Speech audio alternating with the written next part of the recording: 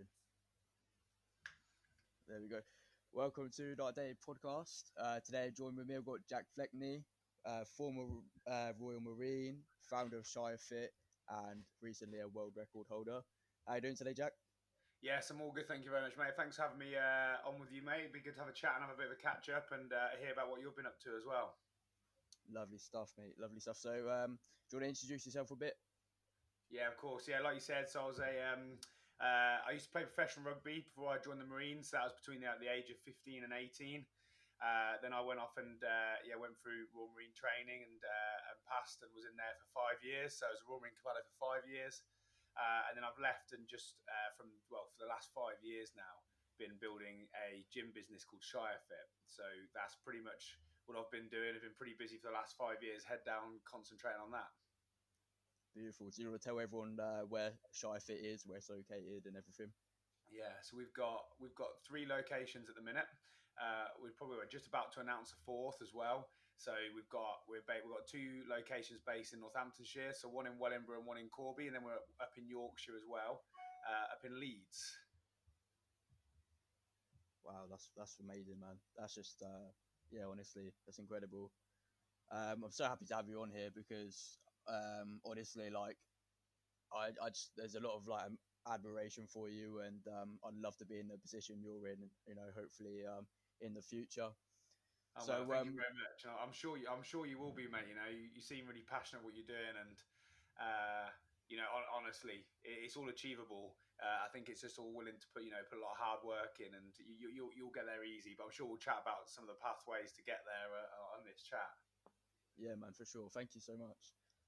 So how did you go from like take me through your process of like going from professional rugby to then the Marines and then into the fitness business?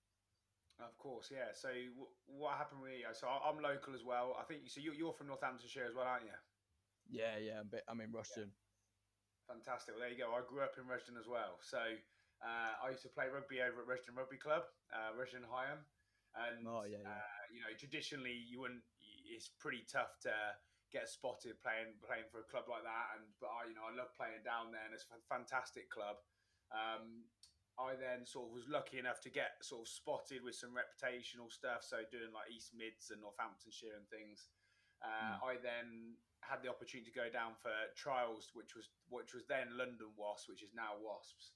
So went down there and was lucky enough to really get picked, from a group of kids that they thought were good enough to go down for selection. In terms of probably rugby background for me, I wasn't the greatest player, but I think probably more so I was probably willing to work the hardest to try Mm. and get there. When I was playing rugby down there, I had the nickname Keno because I'd be trying to train all the time and practice and do as much as I physically could. And then it just transitioned from that. But along that way, there was quite a lot of I'd say more not hardships, but probably what I would class as what I looked back then as failures in terms of not getting picked for any England age groups and getting rejected by the Saints Academy and things. So along that journey, it's very much a matter of me trying to keep my head above water and keep working hard towards it. And then, I had a really, really lucky opportunity to go down and play down in London, which really opened my eyes up. And I don't know, are you a rugby fan? So I've dabbled in a bit of everything, to be honest. I'm currently training as an amateur boxer. I've been doing boxing for about 4 years. Awesome. But I used to play rugby for a little bit for my school and stuff like that. Oh, So fantastic. yeah. Well, I think moving down there, and I was 15 when I first went down to London, and there was players like Lawrence Delalio, Simon Shaw, and I'm sure if anyone listens to the podcast know their rugby or know those names, and to be able to walk around and see them on the same training ground when I was 15 years old was pretty inspirational. So I think that set me up in good stead and really motivated me to try and go for it. But in terms of then, I played it down there for about 2.5 years on contract, and then my contract ended and they offered me the opportunity to go on loan. So I had the opportunity to go and go and play at some other clubs, like local clubs to where I live, to play a bit more adult rugby. They sort of pretty much said to me, look, you're probably not going to be first team Premiership player. So from that moment then, it was really like looking at switching something up and making a change somewhere. And I was pretty passionate about the military. I used to love reading like the Andy McNab books, and I don't know if you've ever seen them or heard of them, but yeah, the Andy McNab books, and reading all about the military online, and just I found it pretty fascinating. I've got some family that were in the military as well, so it sort of naturally was something I was interested in. Were you And ever in the yeah, cadets? no, I wasn't. I never did anything like that. No, I was very much in terms of going through that kind of age group when people join the cadets and things. I was literally just all about sport, so I'd be out playing all the time or out practicing. Mm. And then the transition was natural really for me to go. Yeah, I fancy joining the forces. I didn't really know what I was going to join, but I like the idea of joining the parachute regiment. And some of the things I sort of wanted to do something called the Pathfinders, which is like a specialist group within the parachute regiment. And I went to the careers office to find out a little bit more, and they sort of told me a bit of info. And then on the way, this is on the way back home, I went past the Navy careers office, and I saw like a poster about the Royal Marines. So I went in there and asked about it, and they found out, how their training's the longest military training in the world, and sort of the reputation that Royal Marine Commandos have. And I was like, something really just grabbed me straight away. So then pretty much signed the paperwork and waited to join up and go through training. Wow, that's incredible. So, what kind of was your motivation? Was it just the training side? Was it like? I think it's for me, it's often the challenge or the ability for experience. So I always, I put something online actually a few days ago about that, about willing to just to jump into things and try and learn as you go. And I think I get like incredibly bored if I'm not challenged with something. And so for me, I think actually the initial idea when I went for the Marines was like, or for forces was like, I want a new challenge. I want some different experiences. I thought it'd be quite good for my life skills. And then when I sort of found out more about the Marines, it's very much like I want the challenge of it, but I want to be able to wear what they call the green beret and feel proud to wear it. So I think that was the motivating factor for me to go for it. But genuinely, often it's not so much of a it's because of this or because it's close to my heart or something along those lines. It's more so it was like the ability to go and what I would say is trying to achieve something. And that sort of, in my eyes, was an achievement that I wanted to try and pursue. So that was my motivating factor, I think. Yeah. Was there ever times where you weren't motivated and it came more of like a discipline, maybe? Yeah, definitely. I think it's always like the kickstart. So the way when you start something, it's that initial like go for it. But obviously, some of these goals, like some of the goals that you're interested in, they take a long time. So I think it has to become a habit. So as an example, going through training for the Marines, it's 9 months long, and progressively gets harder in the sense of like, physically harder, tactically harder. The requirements for things you need to learn and do get harder. So, there has to be some kind of regimented discipline towards it.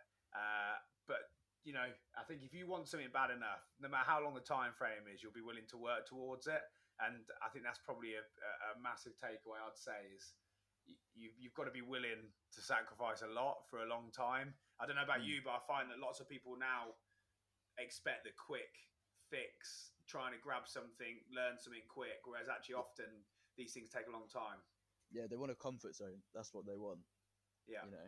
They a lot of people don't like risk, and rather just kind of live an easy life, and for me that's not really fulfilling. But I guess for some people they're content with that. But I think from what you said, I feel like we're quite similar in the fact that having goals that are hard and challenging is more appealing than just kind of having a 9 to 5 job at an easy place and easy wage and whatnot.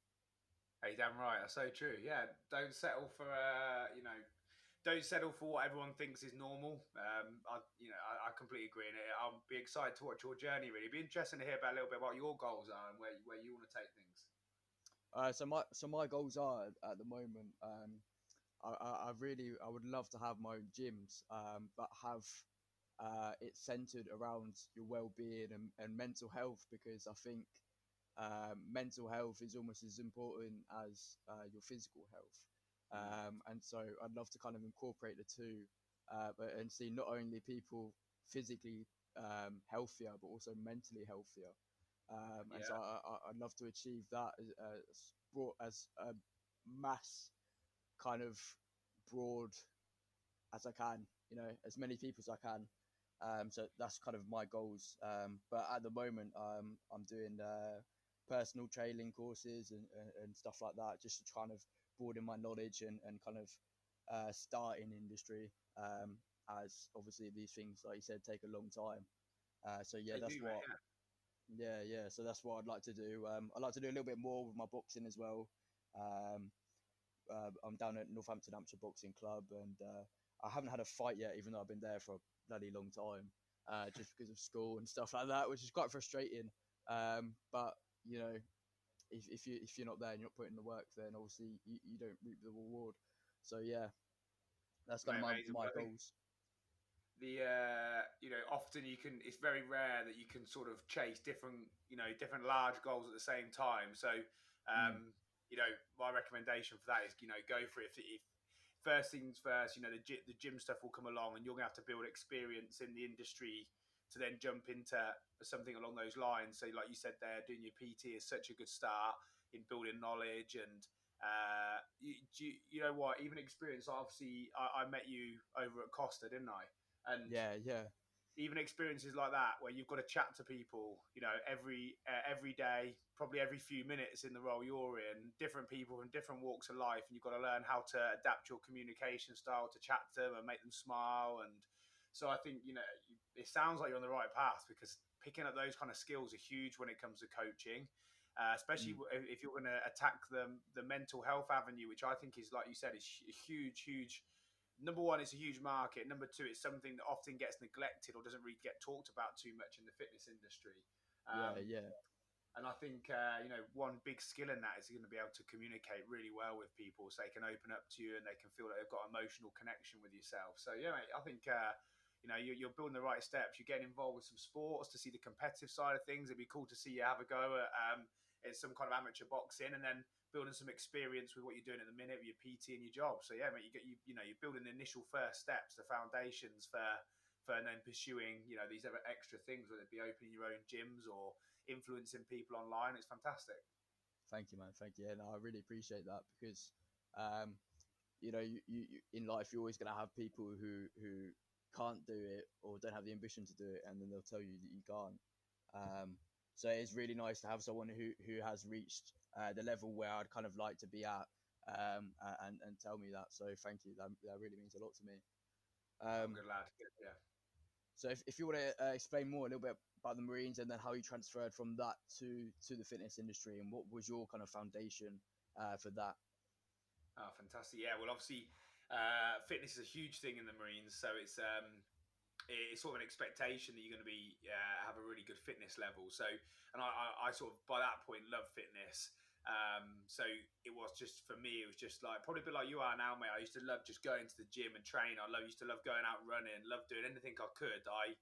I didn't even, it never felt like a chore, and I didn't even need a goal to work towards. I never had to be like, I want to get 10 pull ups, I want to get this. All I want to do is just go and do exercise, because it just, Mm. I love the idea of like designing something you can go and do a workout. And so for me, it was quite easy training wise to do that. And then I naturally sort of moved into doing competitions. So started off with what was like the ultra fit competitions, which is the men's health, men's fitness magazines and things. Yeah. They used to do like a yearly competition, which is like an ultra fit competition, where it's like you had to run a kilometer, cycle a kilometer, do 50 push-ups, do 10 bench presses, 10 pull-ups, and do a big list of movements as quick as you could.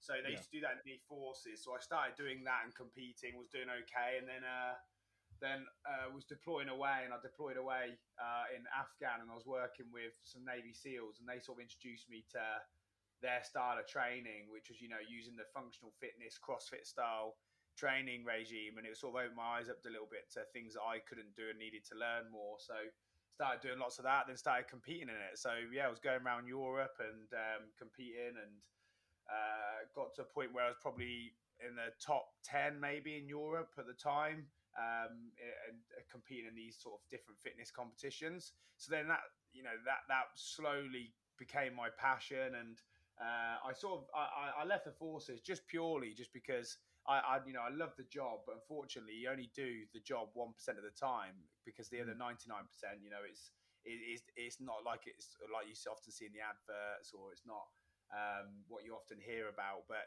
it's 1% of the time you're doing the job. And actually, the jobs we were doing, whereas deploying out to places like Afghanistan, or down in the Middle East, or doing lots of like piracy work off the coast of Africa, it's really difficult, because you do the job, actually it's so hard to really make a difference, which is something I wanted to do. So I sort of walked out a lot of those situations feeling like wasn't really influencing much change with what we were doing. So so that was a motivating factor for me, and I just started loving training. Started to coach a few people, probably like you are, mate, where I was helping a few of my friends coach who wanted to compete and things. So I was sort of getting them ready, and teaching them lots of different ways, and getting them to join in my training, which then sort of seeing them improve was like a really rewarding thing for me. So naturally then I was like, I want to try and get into doing something with gyms. So I handed my notice in, and when I had my notice in, I had to work a year's notice. So that gave me like a year to gave me a year to start planning really and decide what I was going to do. So the job of being a Marine kind of wasn't fulfilling for you, and then obviously I'm assuming the fitness was, and obviously then seeing progress within friends and stuff. Did that kind of take over? Yeah, it did really, to be honest with you. Yeah, it did. I always I loved what I was doing for working Marines, and like I said, some of the bits are just incredible. The experiences I had, the people I got to work with, I learned a lot from. So it was a fantastic experience. And if anyone ever told me they wanted to join, I wouldn't put them off, because I think I took so much. Looking back now, I took so much away from that, which I learned. So I would never say not do it. And in hindsight, I probably would still go in and do it now again. So it was a great experience. But then it just took over the gym stuff in terms of training, and it was something that I just thought, it's something I really, really want to do. So just went for it basically, mate. Pressed the button, handed in notice, and then started prepping. So in the prepping stage, talk to me about that. What were you kind of doing? What was your angle? How were you going to build the following and stuff like that? Oh mate, I had no idea. Literally no idea. I swear to God. I handed my notice in, and I had no idea what I was doing. I remember I bought a book which was like Business for Dummies to try and find out what I needed to do. No, to be honest with you, it's just again a bit like you're doing now, mate. It's just taking all the small steps. So, I sort of started to look at what I wanted to do. I looked at trying to work out money, and so the first thing I naturally did was I want to try and get like a brand, and have an idea of a brand, and then after that it was me then starting to find out whether I was going to afford it, and then if I could then start to find property. If I could find property, then it was like, okay, excellent. Okay, we're starting to build now. Now I'm going to have to work out these next steps. So, mate, to be honest with you, even when I opened the doors of the first gym, I still didn't know what I was doing. And that's not a lie either. Like, I genuinely didn't. I was cuffing it. If I'm really honest with you. So how much would you say was I don't like, I'm not trying to be disrespectful, because obviously mad respect to everything, but how much would you say was like naivety and kind of almost luck? 95%. Yeah, no, it was honestly, but I think sometimes you have to be like naive to be willing to jump into something that's maybe quite a big task. So otherwise I think you get put off knowing all the things you end up having to do. So I think I did all the things I had to do, whether it be like signing all the paper, the leases for buildings, or like all the legal side of things. I sorted out the safety side of things. I knew how that worked. I knew I could coach people. So my main goal was just putting myself in a position where I could do that, and then grow it from there. So I've never been that good on social media, so I didn't really know how to build a following for the gym on social media. So I hadn't, even before when we opened the gym, I didn't really, as an example, mate, the open day, I think I only had about 8 people turn up for the open day. So just to come have a look around the gym. So you've got to think, there's an extremely small amount of people walking in. It's just because I didn't really know how to push it out there and advertise it. So, so if in all honesty, it's like 95% of just being a bit naive, but the have it also been able to jump in there and outwork anyone that thought, you know, there was going to either be a competition to me or outwork myself to the point where I could hopefully grow it. Yeah. So what happened then? What was like the business side of things? Like, how did you cope with that, and how did you like learn, adapt, and how did you bring the following in? Well, you adapt as you go along. Like, you really do. So you adapt to situations that arise. So whether it be financial situations you have to plan and sort out, Mm. whether it be whether it be, you know, just systematic things that you've got to do for the business, whether it be planning for the future, how are you going to grow it, you know, making changes, improving things in the business, employing people, all those things are like little mini hurdles along the way that you just jump over. Every time you go over a hurdle, you learn something, and it just gets put into your little dictionary or your little book that you know, and then you can pull back on that when you need it for the future. Because you got to Yeah. think, I think, like, you know, I started the business for the first 2 years. I did it on my own. So coaching mornings and evenings, you know, often sleeping at the gym, and just waking up again at 5 a.m. Start coaching the morning classes again. And that's not a lie. I'm sure some of our members who are still with us now would agree and tell you the same thing. And then and then literally just as I went along, different situations cropped up where I was like, you know, well, I'm going to have to grow the business a bit more. What do I do here? Okay, I'm going to have to increase his prices. I'm going to have to improve the website. Okay, well, I haven't got any of these systems in place for like booking in or stuff like that. So I'm going to have to try and learn to do that. And, you know, that's over a period of 5 years we're doing that. But I think you won't do that unless you're willing to make improvements. So I think one of the biggest things I see is a lot of business owners who not maybe aren't willing, but just don't look to progress. They just are happy with where they're at. And unfortunately, in the business world, you always have to evolve, because otherwise you're going backwards. So because you're up against time in terms of, you know, it's a bit like yourself, mate. You know, you're going to be coming along really passionate and look to open up your own facilities that maybe one day will be competition against something that I'm doing. And in turn, you know, you're going to be coming in with fresh ideas, with loads of passion, you know, like you've got now. Whereas in 5, 6, 7 years time, I might not have that. So I might have lost that passion. So I think you've got to, number one, have passion for what you're doing. Number two, always 100%. be willing to really evolve it, and I'll never want to sit still, never want to just be happy with where you're at, but always look to make it better. And that's something we've done really well, looking to grow and make things better. And I think that's probably been our biggest success within the business has been number one, being willing to take risks, and then number two, probably, you know, being passionate. I'm, you know, waking up and really wanting to push the business forward, wanting to help more people, having that central goal that we have at Shire Fit, which is, you know, trying to make fitness fun for everybody and not make it a chore. So I think, they're the sort of tricks of the trade as we go along with the business side of things. So what? So when you're doing all of this, did failure ever come into your mind? And what was the option if you failed, and how much did you care if you failed?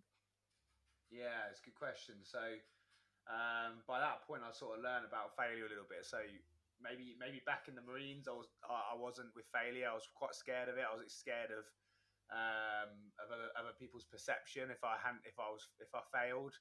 But now I've probably built up to the point where failure doesn't really matter to me. So it might sound crazy, but if for instance, Shire, if it failed, say we had to close all the gyms down, although it would crush me to think that people that love coming wouldn't be able to come anymore, it would only be a motivating factor for me. Like, it wouldn't be the world, like the end of the world for me. In fact, it would probably motivate me to come back even stronger. So yeah, I actually, with failure nowadays, I'm actually the opposite. I actually sort of look for it. I'm pushing. I'm to the fact where I'm happy. I'm prepared to fail, and it. And I'm sure you will realise this as you go. Because how old are you? How old are you now, Joe? So I'm 18 in a couple of weeks. 18.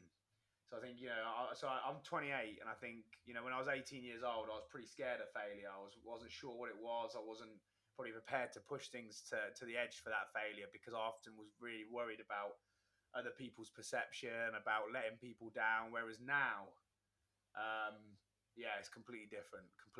I'm willing to push the boundaries of that, and I'm willing to fail. And I look back now and think of all the things that I would probably have classed as failures beforehand, and actually it probably put me on a pathway to learn more and achieve more things for the future.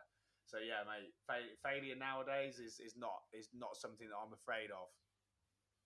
Yeah, I think well, I mean, without failure, you wouldn't succeed. You know, you only gain experience from failing. Yes, So I think mate. it's Yeah, key, I've really. made. Sorry, mate. I've made like thousands of mistakes when with the gym, and I'm sure people will say they'll probably point out things that I've done that are wrong. But if I Mm, hadn't done them, then I wouldn't have known if it was right or wrong to do it.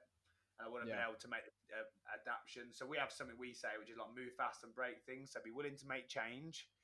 Mm, Be willing to make mistakes, but be willing to react to them and change them if there were mistakes. So I think you probably take the same thing into decision making for whatever you do in your life. yeah. Would you say that it's more just about taking action Mm. than thinking about it in Yeah, I terms think of it is. decisions? There's a boundary there. I think there's a boundary where, as an example, if you said to me, oh, I'm going to go to the bank and get a £500,000 loan and open 10 gyms all at the same time, I'll be going, well, although, yeah, that is some gung ho movement, I'll probably say, well, let's learn the trade a bit before we go for it. So I think there's a boundary, but I say it's like calculated risk. So you Yeah, calculate it, you're happy with the risk take, you're happy with it, and you're willing to go for it, and you think it's the right thing to do, then go for it. But there is a point where you do have to sort of summarize it and review it. But I think a lot of people get to that stage and then don't go for it. yeah. No, I agree 100%.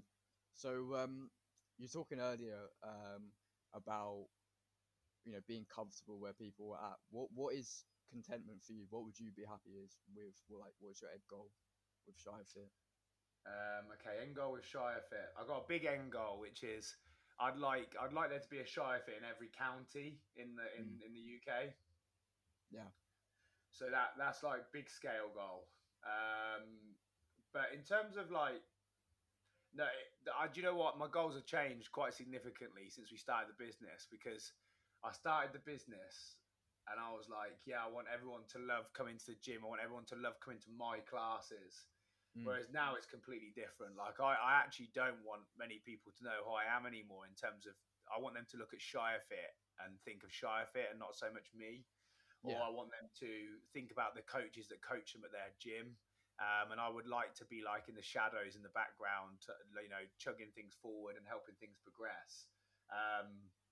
So I think that's for me sort of the end goal really is just to put the business in a position where it's going to be able to continue and thrive and survive, past the 20, 30, 40, 50 year point where, there'll hopefully be other people running it, not me.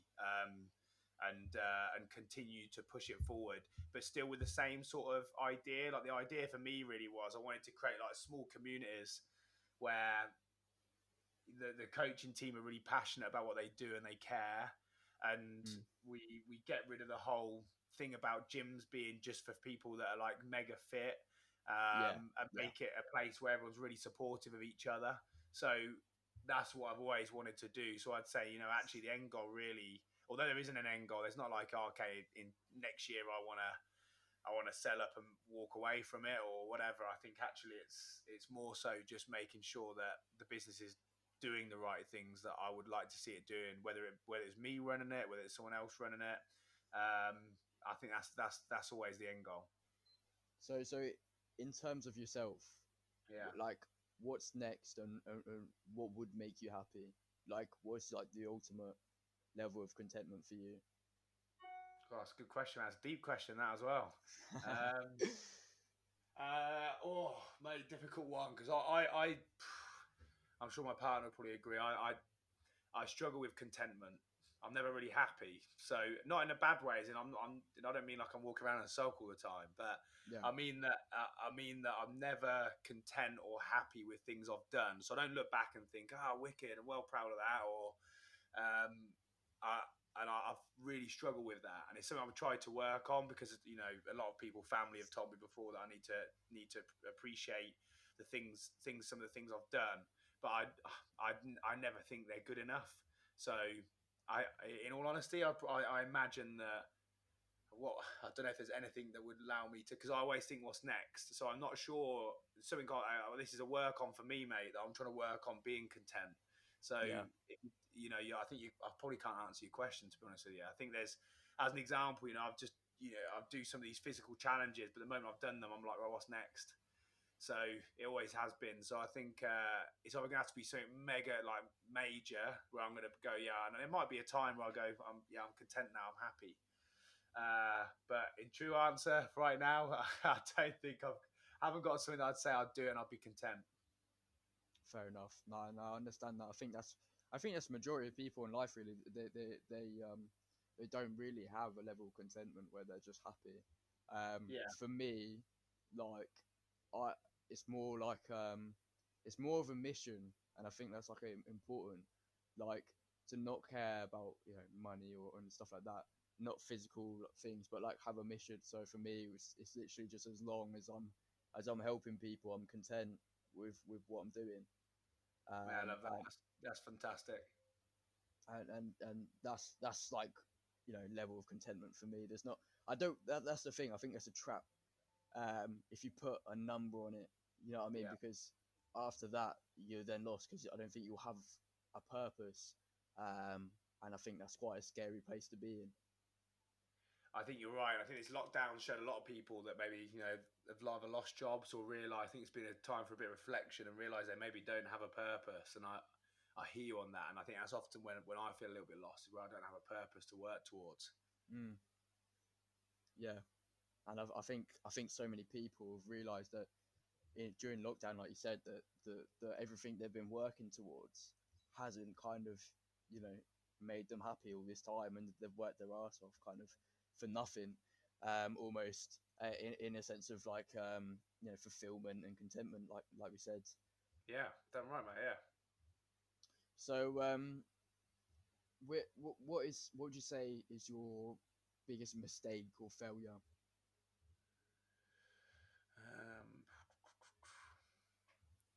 Biggest mistake or failure? I think probably. So when we had the one location, everything was centralised around me. Where the people wouldn't call it a shire fit; they'd probably say it's Jack's gym. So then that meant that when I then went off to get a second location ready or third location ready, that all of a sudden I couldn't split my time like I used to. So I think back, if in hindsight now, I probably would have said that I would have probably tried to not have the gym centralised around me, but have it centralised around the team and just the product rather than just me. So and really work on getting the team ready for that, for when we expanded. That'd probably be the biggest mistake, because then there was a lot of I sort of jumped into open a second location, and what I thought, well, if I can run one, I can run two, but actually there's so many more things I had to learn. But I sort of jumped very, in the right at the end of the deep end of the pool. I had to learn to swim pretty quick, because obviously there's a lot of financial things riding on it. So that meant that was probably a tough time, and that was probably, I wouldn't say it was a failure, but I'd say it's something I would, now I've learned how to do it, it'd be so much easier. But I think if I hadn't done it, I probably would have never done it. I would have never learned to do it. So that. What else would there be? I suppose personal. What I say personal. I'm not sure, mate. I think there's, in terms of biggest ones, I couldn't say, but I could probably sit here and do a whole other podcast to go through little ones that I've done where I've tried stuff, or I probably haven't quite made some or accomplished something that I wanted to accomplish. I think, but in terms of, if you're talking about the gym and shire fit, I'd say it's definitely that. It was the fact that I probably hadn't prepared myself to run two locations and balance time effectively and do those things very well. So, like, would you now, if you were to go back in time and see yourself, would you kind of like slap yourself in the face a bit and be like, what you're doing, or? No, I think if I would have had all the systems in place, and maybe I'd probably would have rewound to about a year before that to make sure the concentration of like what we were delivering was all on the team and not me, and probably slowly drift out rather than one day being there and one day not, and then probably build all the systems in place to run two locations. Because the thing is, when you run two locations and you've got a big team, then you need the team to follow systems that you create. Whereas when we had one location, I could lead the system, so I could say, I need you to do this, this needs doing, this needs doing. Whereas when we moved and split into two locations, none of that stuff was there. There wasn't that leadership there, and I hadn't put the systems in place for the team to follow. So they're pretty much running blind. So then I had to quickly backtrack and do those things. Yeah, no, that's understandable. So, talk to me about your world records. Because I saw that the other day, and I was like, wow. I mean, what else to say? But wow. Cheers, thank you, mate. Well, yeah, I think so. I do like different challenges. I tend to probably like to do maybe 2 a year, so just random stuff, really, not out of not for any reason, to be honest with you. Just I joke and say a bit of suffering is good for the soul, which I think it is. I think building that experience of dealing with hardship, I think, is very, very important. So yeah, so I think what do we? I'm trying to think of different things. I've done 24 hours on a bike before. I've done 2,000 burpees. I've done 88,000 meters on a skier before the world record attempt. We do like stupid like outdoor charity events where I've done like over 1,000 burpees and a BMX 50 miles during a charity ride before, and done things like that. So yeah, the ski erg was purely just because I wanted something really to have to work towards with training. So I've been training obviously for quite a long time now. If I look at it, I probably started doing some kind of physical training. I was about 13, so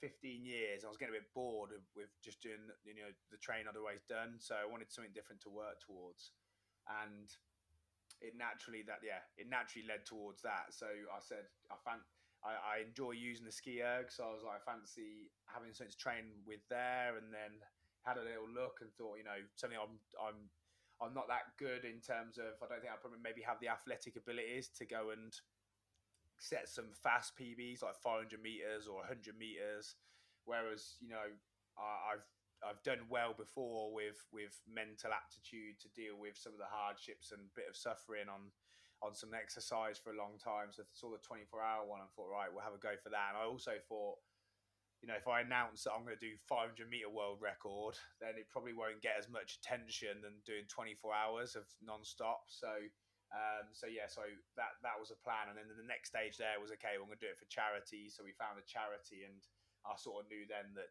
doing that 24-hour kind of time frame was going to engage people to donate and raise money for the charity. What was the charity, sorry? It was Saints Foundations. They're local to us, mate. They're Northamptonshire as well. They work with Northampton Saints rugby team, but basically they support kids that are either troubled in school, maybe haven't had the best background or the best upbringing, maybe got involved with gangs or had parental issues. So they basically support these kids and educate them, give them something to work towards, and their end goal is basically to get them into either further education or to get them into employment. So naturally I usually do things for like the elderly or illness-based charities, so I thought this would be something quite nice to do for a younger group, and I knew some of the guys at the foundation already, so it was just natural to go and help them. Yeah, that's fantastic. That's brilliant. I mean, the amount of charities though that you do see that are kind of scams almost, and don't the money that you do send in doesn't actually help them, but to actually find one that does, and that's local as well, it's just amazing. It's often the hardest thing. You don't really know either, do you? It's hard to go find out where that money what it goes towards, or what it does. But working with some of the smaller charities is really nice because it means a lot to them, and also they usually communicate with you on some of the things they're using it for and what they're doing. And already the foundation have asked me to go down and get involved with those guys and see what they're doing. So I completely agree. No, that's fantastic, mate. So what is, because I've kind of got this picture in my head that you're kind of almost an addict when it comes to fitness, and that it needs to be more and more each time. So how would you describe your relationship with fitness like? Yeah, good. Well, I think it probably it's changed. So yeah, I think probably if you look in terms of addict, it definitely was. If we go back to when I was in the Marines and training, and then because it's sort of become my job, it's become a little bit different. And maybe that's something I'd always push out towards someone like yourself, mate, who's getting into the industry. That when something becomes your job, it makes it a bit harder to stay passionate about it as a hobby as well, because your job is also becoming your hobby. Yeah, yeah. So for me now, fitness is not so much a passion as in like for myself. Now it is for me seeing other people do stuff. Like I love seeing other people achieve things, and I would be willing to sacrifice any of those things that I would do training wise to see other people like accomplish something, even if it's something really, really what we would consider as really small. Mm. So I think what's my relationship with fitness now myself? Then actually, it's more so now giving myself the ability to go and do things. So I want to have a fitness level that enables me to, if I wanted to, go and do something crazy, like run around England, or be able to go and do some kind of physical challenge. That would be the why I'd probably train now. Yeah. So, but do you like almost regret that a little bit, that you've kind of lost that passion and that spark, or are you No, grateful that? no, I'm not. I think it's natural that it would happen. I think Mm. when you're in it day in day out, it's a bit like how it's in a smaller scale. It's a bit like you playing a video game, and you play it so much that eventually you're like, I fancy doing something a bit different. So Yeah. I'm sure I'll probably end up coming back to doing some of the training I loved doing before. So no, not at all. I think it's just natural that over time that some of those things change and the goals move and what you want to accomplish change as well. Yeah. So, what about rugby then? Do you still do that? Are you still involved? Yeah, no, I haven't played. I haven't played much. I play occasionally, but I'm looking to try and get into it a little bit more again. Again, so I've got a bit like a obsessive, probably obsessive personality. So when it comes to, I'm all in, all out. So Mm. with running the business, I'm all in. So my priority is going to lay on building that, and I have one of my things is where I'll be willing to sacrifice any free time. And actually, I feel bad if I have too much free time and I'm not working. So I struggle with that, which is why I've not really pursued rugby, because I know I would struggle with it properly to be able to sit and pursue it and concentrate on it. Because if I did, I know I'd have to be all on, concentrate on the rugby. Whereas at the minute, it's all on what's going on within the business. Yeah. Again, probably a second fault I'm trying to work on is trying to create a nice bit of balance, which I'm terrible at. But I know at the same time, it's something good that I've got that's enabled me to push things and grow things quick. Yeah. So, in terms of you, like, what's your role at Shire Fit exactly? Oh, excellent. Like, are you a coach and like you're the whole business, or are Yeah, you so kind of just a business now? my role's changed actually throughout the business growth. So I started off coaching, running the business, doing social media, but doing small bits of everything. Whereas now it's slowly evolving, and it's still evolving now. So my role now is that I sit and overview everything that happens, and what we're sort of getting to a point in the business now is where everyone is starting to grab their own individual roles, and then basically to be honest with you, I do very little of the manual coaching, posting things on social media, doing that. But what I do is a lot of the organisational side of things. So I make sure that we're going in the right direction as a business. I spend a lot of time on development for the future and where the business is moving forward. So whether it be like we need a new website, want to rebrand and have some new class types. We want to open more locations.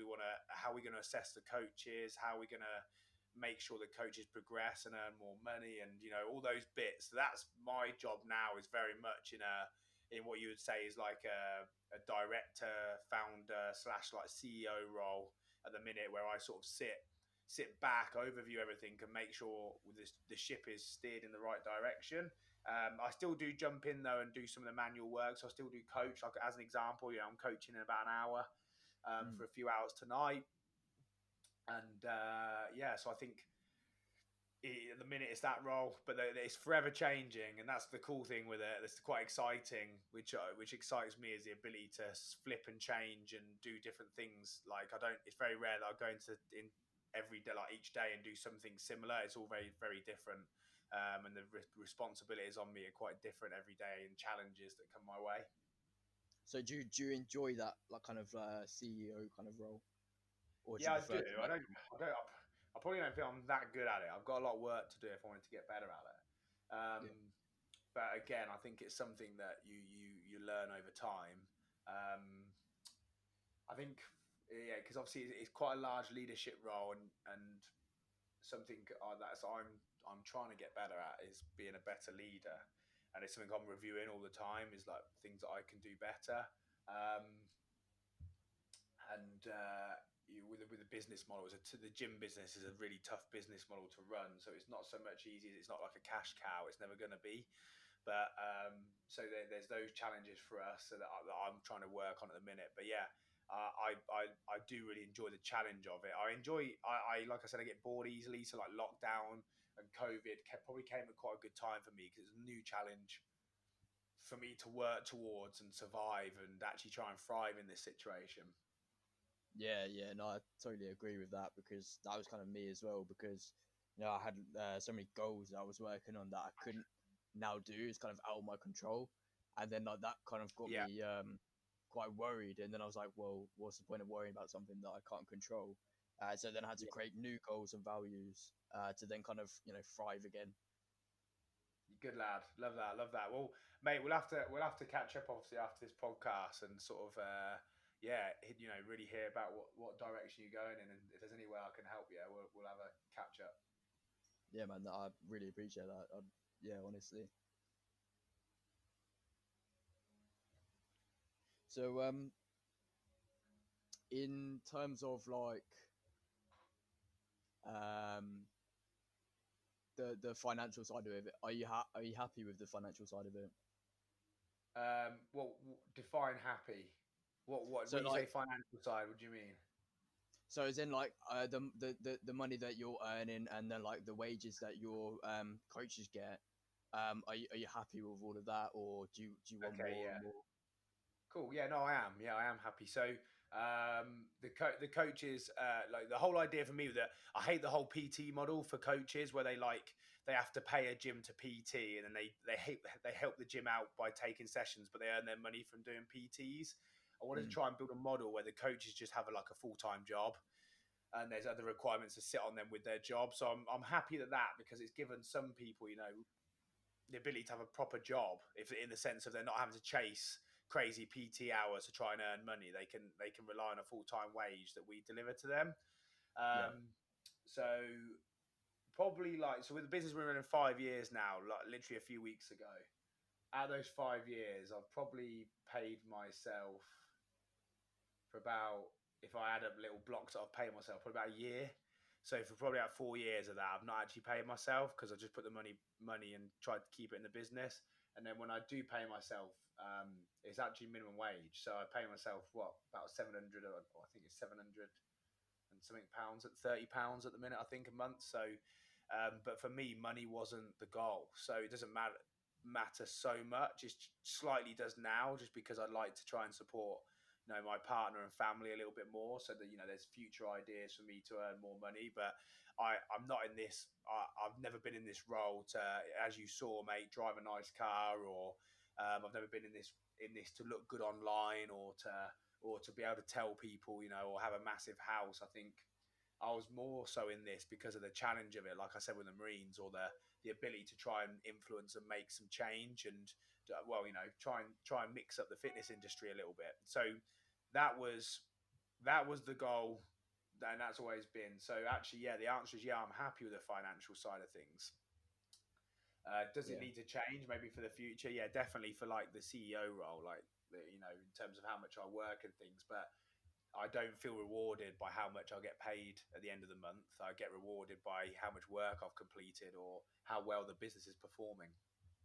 I think that's a massive factor. in almost your character, and I think I respect you more for that than if you were to say, yeah, like, you know, I've got £1 million or whatever, Well, if and that's the only. reason I do it. Imagine, eh? Imagine, Joe. How many gyms we could open up with that? So, would you ever want that role though? Would you ever want to be like earning £1 million a year or whatever? No, I would just like to be in the situation that I could go and pursue some of the things that I would like to do for the future, which does have a financial need. So, yeah, I think that would be the only scope with finance. There's a number of things, mate. As you get older, it's like supporting my partner, or in the future if we have kids, being able to give them give them a lifestyle that I think I would like to give them. So there's those financial side of markers, but no, it wouldn't, as nice it would be to, you rocking around with Ferrari and things like that. It doesn't, it's not so much. I'm more chasing probably experiences than being able to just have lots of money. Yeah, I think that's important because if you died today, I think you'd be happy, with what you've done, and Yeah. then you know the money you've earned. You know what I mean? Because you can't take your money with you when you die. No, you can't, mate. No. Although, on the contrary to that as well, which is something I haven't really said, is that the financial side of things of the business is extremely important, and you do have to be ruthless when it comes to the way you deal with finances. You have to be. Because otherwise the business probably wouldn't be able to grow, or wouldn't, you'd probably put it into a position that wasn't right. So yeah, is it the money side's important, but in terms of like your question was dialed towards how much I earn and things, then I think that's probably a different answer. Yeah. So was it in terms of ruthlessness? What do you mean, like firing people, or like putting the No, money I in the think right places?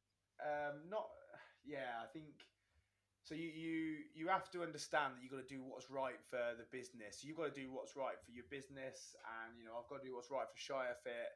And unfortunately, the buck stops with the person that's leading it. So the buck stops with me. So I have to make decisions that I think are going to be right for the gym. Now, sometimes they're not, but Mm. I know that I thought they were right, so I had to go for them.